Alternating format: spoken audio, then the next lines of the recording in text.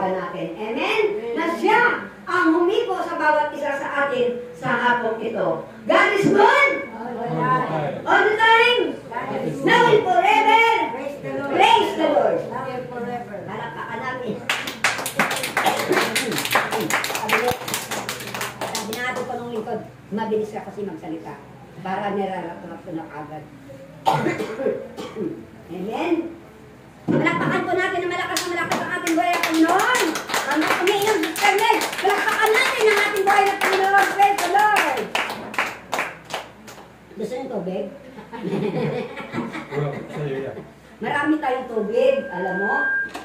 Hindi lang tubig na nawasa, kundi nakalagay sa bote. Anong ibig sabihin nun? Mineral water.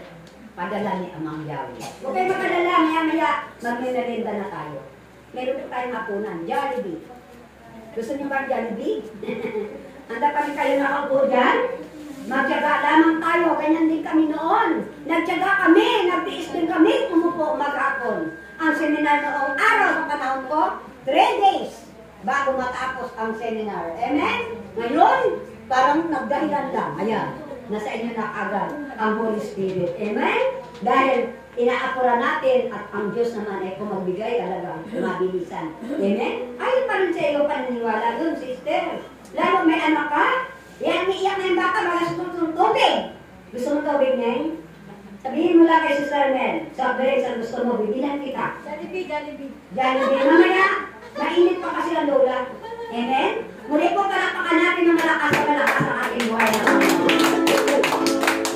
matapos po yung ating dasal at panalangin. Napakahalaga po yan sa ating seminar na hinihingi natin kaagad ang presensya ng ating Panginoon. Wala tayong magagawa kung hiwalay tayo sa Diyos. Wala naman talaga.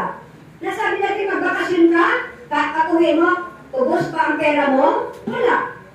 Kaya nga sabi natin, kahit nandito lang tayo sa seminar, maghapon, bubusugin tayo ng ating Panginoon. Amen?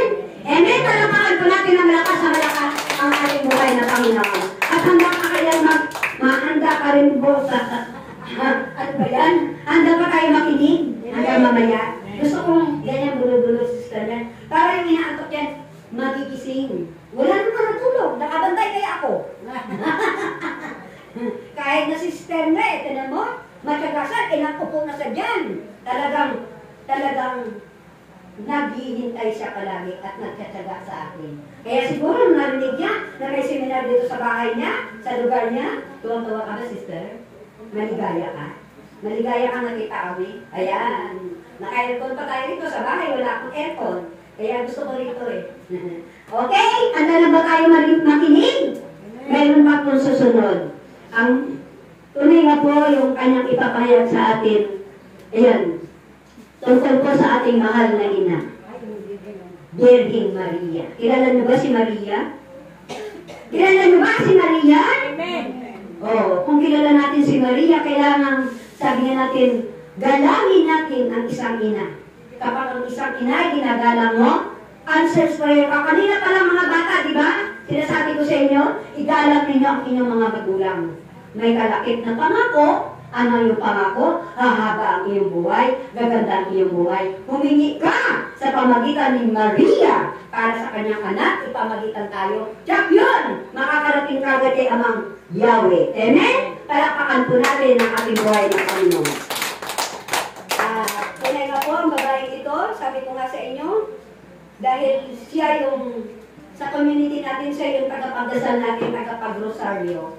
Na dito lang ako natutong mag-rosaryo, dito lang ako natutong magdasal. Marunong lang ako sumagot, pero yung mag-rosaryo, hindi ako marunong. Inaamin ko sa inyo na idol ko siya sa pagdarasal na katulad ng ginagawa niya palagi. Kaya nga kamukha na niya si Mama Mary. Lalo pa kayong nasa, siya sa video, talagang kamukha na siya ni Mama Mary. Tatawagin ko na po ang magpapahayag ng basic Mariology. Talaan tungkol kay Maria.